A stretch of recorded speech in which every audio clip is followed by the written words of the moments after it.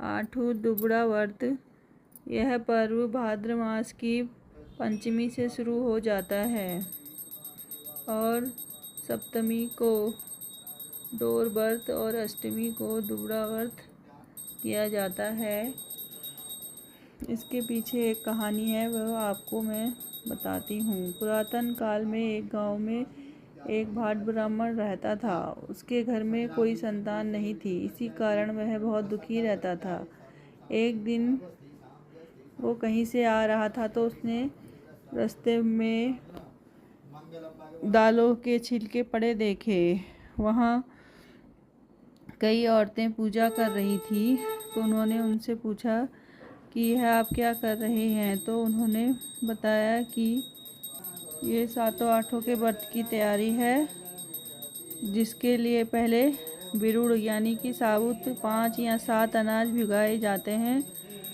हम उसकी तैयारी कर रहे हैं, जिससे संतान प्राप्ति और सुहाग बना रहता है। तो वो सब बातें उनसे पूछ के वो अपने घर आते हैं और वही सब अपने घर में अपनी बहुओं को, उनकी 7 बहुएं थी, उनकी कोई संतान नहीं थी, उनको बताते हैं करने के लिए।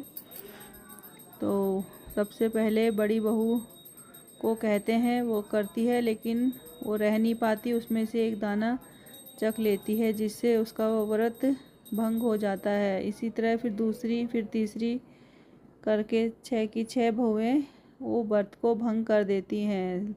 7वीं बहू, जो कि उनको लगता था ये बहुत सिंपल है, इस अनाड़ी से कुछ नहीं आता है, फिर उसको बोलते हैं तो वो पहले ही अपनी जीभ को गरम सीख से डाम लेती हैं, जिससे उसको कुछ खाने को मन ना हो, सोच के वो अनाज भिगाती है और व्रत करती है, जिसके फलस्वरूप उसको संतान प्राप्ति होती है, बेटे की प्राप्ति होती है। जिससे चिढ़ के उसकी जिठानियाँ एक दिन उसको कहती हैं कि तेरे पापा की तबीयत ख़राब है, वो तुझे याद कर रहे हैं। तो वो उनसे मिलने के लिए अपने मायके जाती है।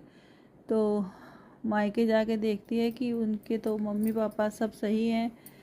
तो वो उनको देखते ही समझ जाती है कि ज़रूर कुछ गड़बड़ हुई है। तो उसकी माँ बोलती है कि तू इस समय क्यों आई, अभी तो तेरी संतान हुई थी।